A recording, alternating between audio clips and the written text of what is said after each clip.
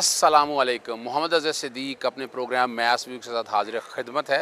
आज आप देख रहे होंगे हम लाहौर हाई कोर्ट में खड़े हैं और बड़ा एक अहम इशू है।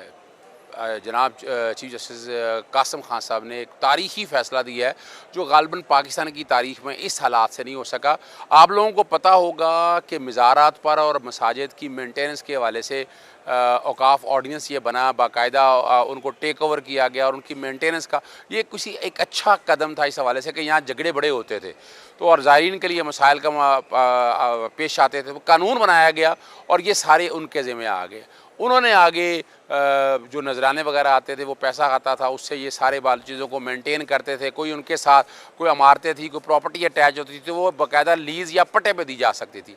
लेकिन उसके साथ साथ एक काम जो ख़तरनाक शुरू हो गया वो ये हो गया कि बाकायदा मिसाल के तौर पर कोई शायर जाता है, कोई ज़ायर जाता है तो जूतों के पैसे लिए जाते हैं, बाथरूम इस्तेमाल करता है, वहाँ पर सर्विसेज इस्तेमाल करने, पार्किंग के लिए गाड़ी खड़ी करता है, वहाँ पैसे देने पड़ते हैं। तो ज़ायरीन के लिए ये मसाइल बहुत थे। ये बाकायदा चैलेंज हुआ, हम भी कोशिश करते रहे लेकिन मसाइल अदालत ने मुझे इस सारे केस के अंदर अदालती मुआविन बनाया।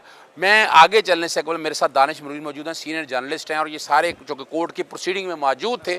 अब मेरी जो गुफ्तगू, जो मेरे पॉइंट ऑफ व्यू है ना, वो मैं बजाय खुद करने के, मेरी अभी मीडिया से डिस्कशन हुई, अभी पहले वो सुने। आम दरबारों पर और मसाजिद पर कि जहाँ जूते रखने के पैसे, बाथरूम इस्तेमाल करने के पैसे और पार्किंग के पैसे वसूल किए जा रहे थे, वो कानून वो इक़दाम कलअदम करार दे दिया है। ना कानून में गुंजाइश है, ना किसी तरह गुंजाइश है और ये बेसिकली भत्ता वसूल किया जा रहा था और अरसा दराज से जा रहा था। सेक्रेटरी औकाफ ने कहा ये हमारी आमदन का ज़रिया है, लेकिन ये भत्ता आमदन के नुक्ता नज़र के मुताबिक नहीं आता, ये आइन के तहत एक्सप्लॉयटेशन है और कानून में बिल्कुल गुंजाइश मौजूद नहीं है। 15 दिन के अंदर अदालत ने कहा इस फैसले पर अमल दरामद करके रिपोर्ट दाखिल की जाए और उसके बाद भी अगर, और आज से ही तमाम मुआहदे वो ख़त्म हो चुके हैं, तमाम किसी से कोई पैसा वसूल नहीं किया जाएगा और ये महकमा औकाफ ने सारा इंतज़ाम करना है और बाकायदा ये सर्विसेज फराहम करनी है।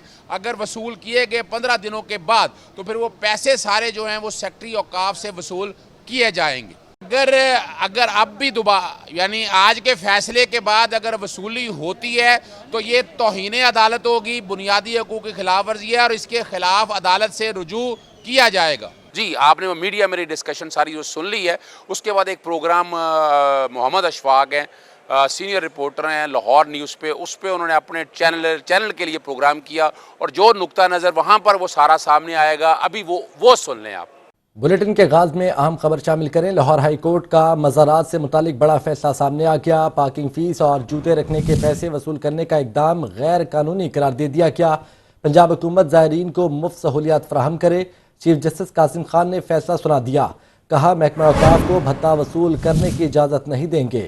अहम खबर आपको दें कि लाहौर हाई कोर्ट का मज़ारात से मुतालिक बड़ा फैसला सामने आ गया। पार्किंग फीस और जूते रखने के पैसे वसूल करने का इकदाम गैर कानूनी करार दे दिया गया है। इस पर बात करेंगे नुमाइंदा लाहौर न्यूज़ मोहम्मद इशफाक से। इशफाक, आगाह कीजिएगा इस हवाले से।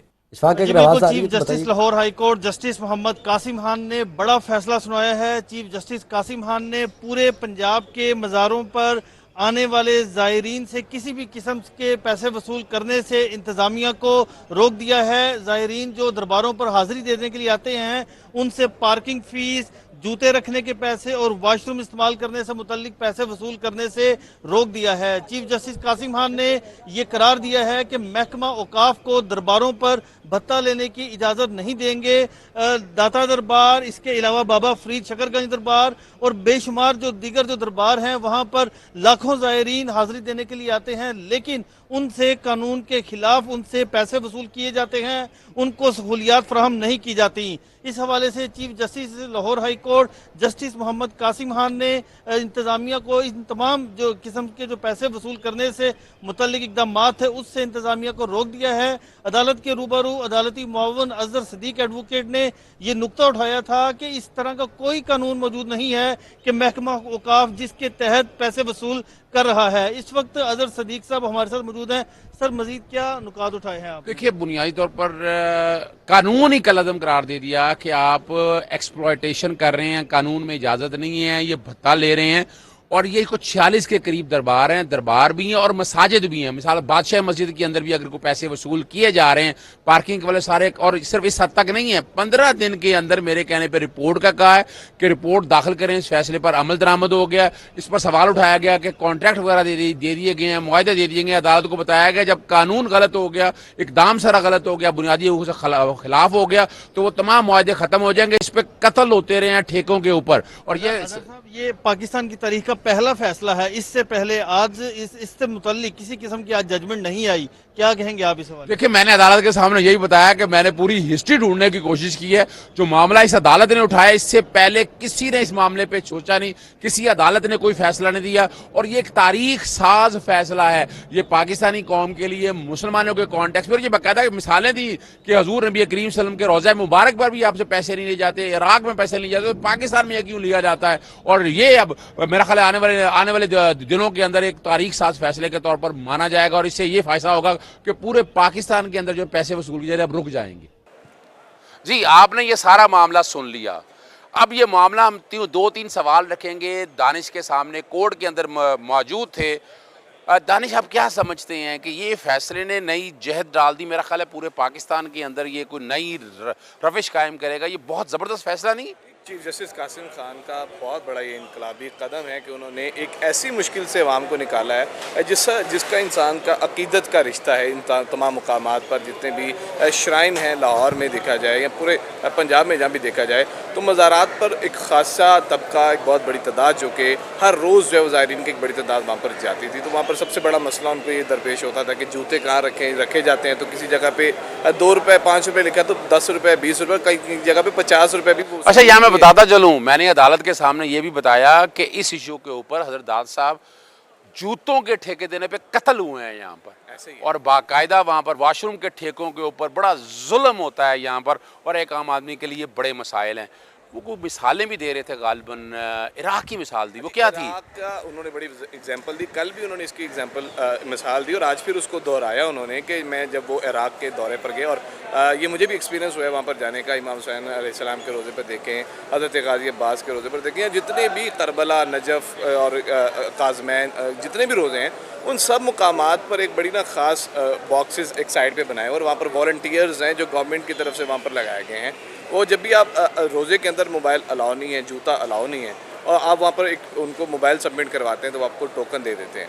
इसी तरीके से जूतियों का अलग कैबिन बना है, वहाँ पर आप जूते सबमिट करवाते हैं, वहाँ पे टोकन ले लेते हैं। और अगर आपके पास हैवी बैग है, कोई आप सफ़र पे हैं, वहाँ पे उनको वहाँ पे अमानतन रखवा के आराम से 4 घंटे 5 घंटे जितनी देर भी आपने वहाँ रहना है, जब आप भाई निकलें, हर जितना भी बॉक्स हैं, स्टैंड्स हैं, सबको अपना अपना टोकन दें और अपनी चीज़ें वसूल कर वापस। अच्छा, आपको भी वहाँ पर अच्छा, ये कमाल की बात है। मुझे जाना हुआ बच्चों के साथ उम्रा की सादत के लिए हरम पाक में खाना काबा के अंदर भी आप जूते रखते हैं और वहाँ कोई पैसे वैसे वसूल नहीं किए जाते। इस तरह रोज़ा रसूल सल्लल्लाहु अलैहि वसल्लम पे नंबर लगे हुए हैं, आप नमाज़ पढ़ने जाते हैं। यानी इतनी बड़ी जगह जहाँ लाखों आते हैं वहाँ ये काम नहीं करता है। तो ये पाकिस्तान के अंदर कानून का मैंने आपके सामने सारा बता दिया, अदालत को बता दिया, कोई कानून एक्सप्लॉयटेशन है आर्टिकल 3 के हवाले से ये इसरार भी करते रहे हैं, जिसपे जितने भी वकील थे औकाफ के, उनकी तरफ से बिल्कुल भी कोई कानूनी नज़ीर पेश नहीं की गई।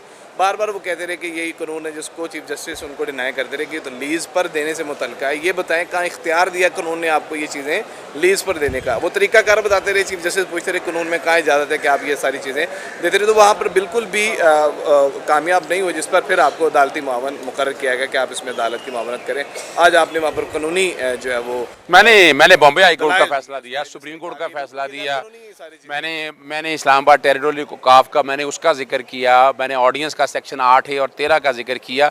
ये बुनियाद एक्सप्लॉयटेशन है, आर्टिकल 17, 38, 37, यानी आप मेरा राइट बंद कर रहे हैं। यानी मैं अंदर जाऊं तो जूतों के पैसे दूं तो अंदर जा सकूं, वरना तो मैं जा नहीं सकता ना, या जूते मैं बाहर फेंक के जाऊं। इसी तरह मैं गाड़ी के पैसे दूं तो मैं गाड़ी खड़ी कर सकूंगा, मैं वाशरूम में अगर जाना है तो पैसे दूं तो जा सकूंगा। तो ये चीफ जस्टिस ने बड़े वाज़ेह तौर पर रिमार्क्स दिए कि ये तो आप उसका राइट बंद कर रहे हैं। तो आप नहीं समझते कि ये हुकूमत को जो फैसिलिटेट करना चाहिए, बल्कि उससे वहाँ से पैसे कमाए जा रहे हैं। अदालत ने ये भी इस पे वाज़ेह तौर पे कहा कि पार्किंग पर भी, वाशरूम के मुकामात पर भी और जूतियों की जगह पर ये रहेंगी, ख़त्म नहीं होंगी। ये बात ये पॉइंट वाज़ेह और मेंटेन करना 15 दिन के अंदर, 15 दिन के अंदर। अपने अपने बंदे। और ये मैंने अदालत को कहा, मैंने कहा बकायदा इनको बताएं, और ये भी कहा, फिर अदालत ने क्या कहा कि अगर ये पैसे वैसे वसूल किए तो पैसे कैसे रिकवर होंगे? सेक्रेटरी औकाफ से अब अपनी जेब से ये सारे अब देख रहा, ये तारीखी इतना का फैसला, और अगर नहीं करेंगे तो हम तौहीन अदालत मैं भी दायर करूंगा, ये याद रखिएगा।